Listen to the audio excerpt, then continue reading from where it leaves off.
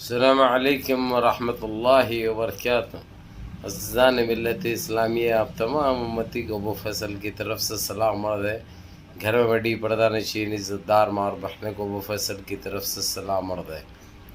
بہرحال بہرکیف اللہ سے امید ہے آپ لوگ خیریت سے ہوں گے، اللہ کی حفاظت میں ہوں گے۔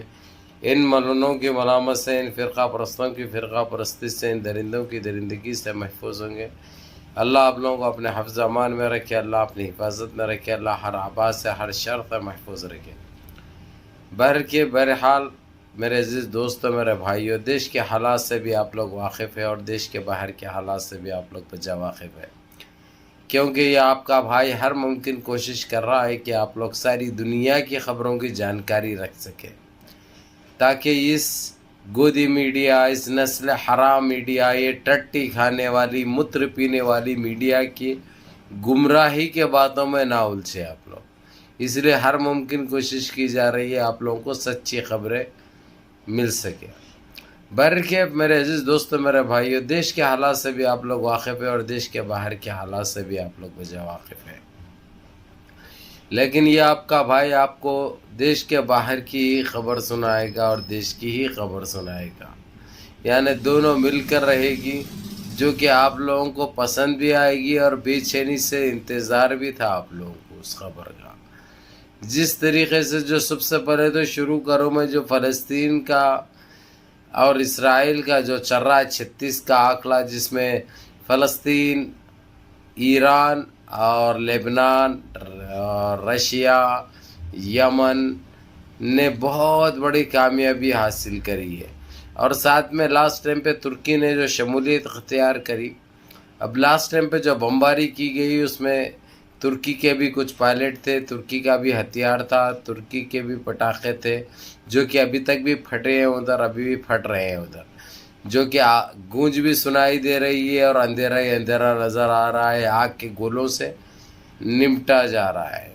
بہرحال یہ جو میٹنگ تھی، وہ میٹنگ تو اختتام پذیر ہوئی، اس میں ایک فیصلہ کیا گیا، انہیں تو سارے چیزوں پہ مان لیا نیتن یاہو اور سگنیچرز کر کے بھی دے دیا، لیکن نہ تو اس کی کوئی ویلیو نہیں ہے، تو اس کے سگنیچر کی کیا ویلیو ہو سکتی، کیونکہ انہیں خود ایک نمبر کا جھوٹا ہے، پاکھنڈی ہے، تو اس کی سائن اور اس کی سگنیچر کی کیا اوقات رہے گی؟ یہ تو آپ لوگ اچھی طرح جانتے ہیں، یہ تو درست بات ہے، یہ تو حقیقت ہے، یہ تو سچائی ہے۔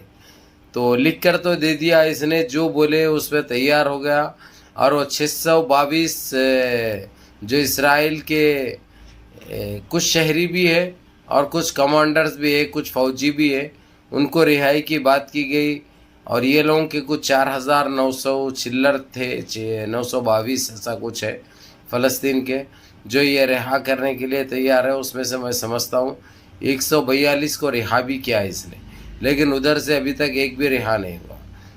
ادھر سے ایک ہی بات چل رہی ہے، بھائی اس کے اوپر ہم بھروسہ نہیں کر سکتے، یہ سفلا ہے، یہ نیچ ہے، یہ کچھ بھی غلط کام کر دے گا۔ اور جس طریقے سے کل 2 شپ یمن نے جو پکڑے ہیں، جو امریکہ نے جو بھیجا تھا، جس میں ساز و سامان، دوائیں تھی اور کھانے پینے کا ساز و سامان تھا، ہتھیار تو کچھ نہیں تھے، لیکن اس کے باوجود دونوں شپوں کو بھی یمن نے پکڑ لیا۔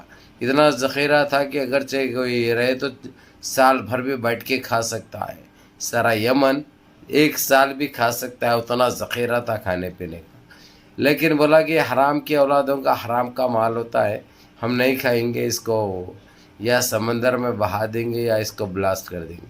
لیکن دوسرے کمانڈرز تھے، انہوں نے کہا کہ نہیں، یہ رزق ہے، کھانے پینے کی چیز ہے، ہم کو ان سے اختلافات ہے، کھانے پینے سے تو کچھ نہیں ہے یہ کہ اب خیر وہ فیصلہ کیا لیتے ہیں، وہ تو ان کے اپنے اختیارات ہیں، کیونکہ اب یمن کے پاس بھی اتنا بڑھ چکا ہے بھائی، کہ وہ لوگ آنے والے 10 سال تک ان کی پیڑھیاں بھی کھا سکتی ہیں، اتنا ان کے پاس جمع ہے۔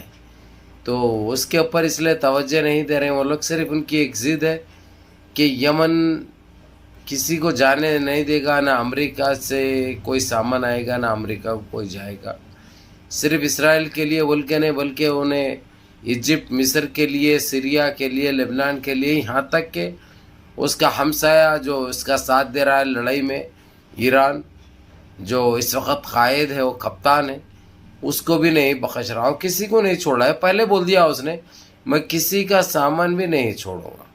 اس میں ہمارا دیش بھی آ گیا، لیکن ہمارا دیش کا تو کوئی سامان جا ہی نہیں رہا ہے، کافی ٹائم سے نہ آ رہا ہے، کیونکہ ہمارے پاس کھانے کو نہیں ہے.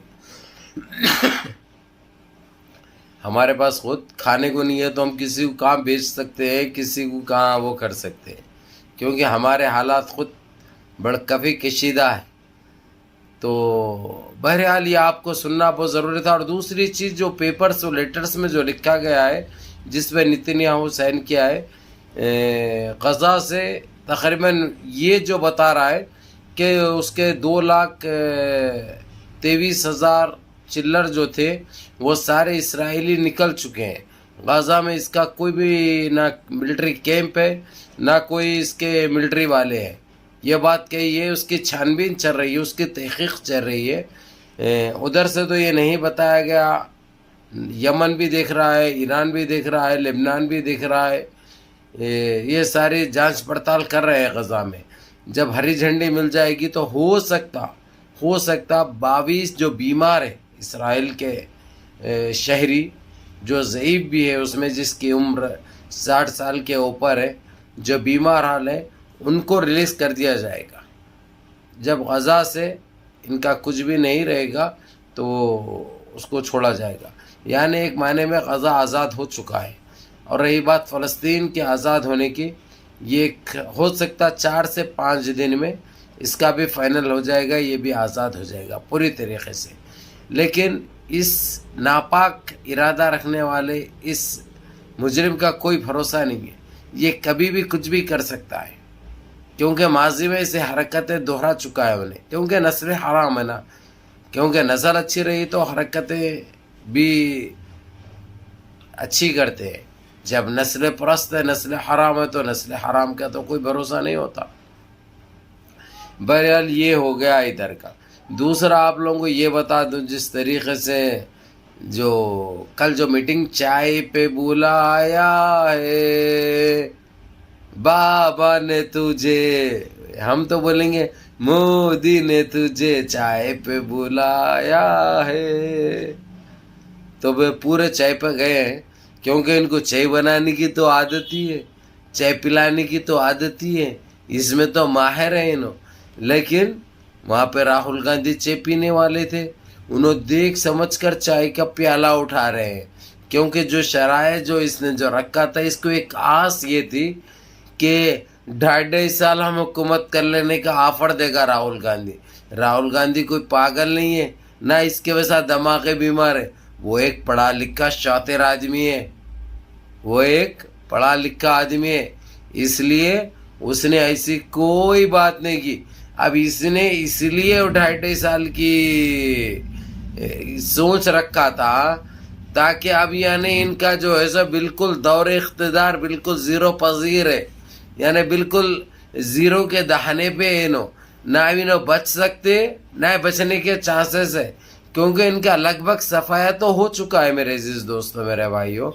پھر بھی کیا ہے، جب تک رسمی طور سے اعلان نہیں ہوتا، جب تک یہ چیزیں. ہاں البتہ راہل گاندھی نے ایک چیز بڑی مزے کی بتائی کہ میرے کو سرکار چلانے کی بھوک نہیں ہے،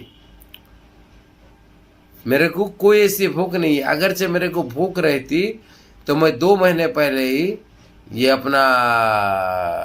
اپنے ایم پی جو ہوتے ہیں 272 کا ہدف، وہ میں جب بھی میرے کو پورا ہو چکا تھا میں برابر سامنے آ جاتا. لیکن یہ چیز کی بھوک نہیں ہے، میری بھوک ہے کہ میرے دیش واسی خوشحال رہے، میرے دیش میں امن و امان بنا رہے. دیش جس طریقے سے جو بے روزگاری مہنگائی سے جو جونج رہا ہے، اس کے اوپر لگام لگے اور ہمارا دیش آگے کی طرف جائے، یہ میری سوچ ہے. یہ کہا راہل گاندھی نے.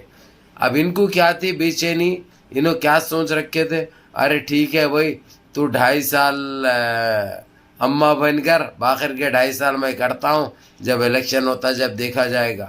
ان کو یہ تھا لیکن وہ بڑا شانہ بندہ ہے، اپنے دماغ سے اپنے ہوش سے کام کرتا ہے، کیونکہ اس کے خون میں، اس کے رگوں میں سیاست بھری ہوئی ہے، کیونکہ وہ راجیو گاندھی کی اولاد ہے، وہ اندرا گاندھی کا پوترا ہے، تو سمجھ میں تو آئے گا نا۔